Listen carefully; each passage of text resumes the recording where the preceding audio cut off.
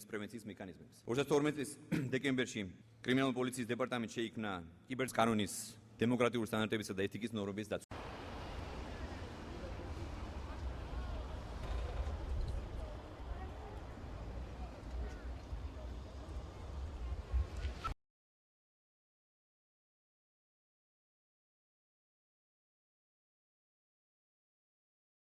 სამეთვალყურეო ვიდეოკამერებით არიან აღჭურვილნი.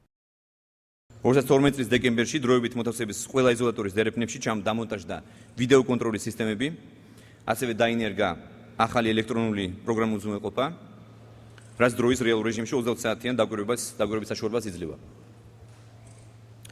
ასევე მინდა სიამაყედ გამოცხადო, რომ 2012 წლის ნოემბრიდან დღემდე არც ერთი ძალადობა, არც ერთი ადამიანის უბედური დარღვევის ფაქტი არ დაფიქსირებულა დროებითი მოთავსების იზოლატორებში. ოქტომბრიდან დღემდე საპატიმროები დატოვა 16892-მა პირმა. მიუხედავად ამისა, ქვეყნის მასშტაბით იყო დანაშაულის რიცხვმა 5500 ერთეული მიმართული დანაშაულის გამოვლენას დააკვეთას. კონსტიტუციური წყობილება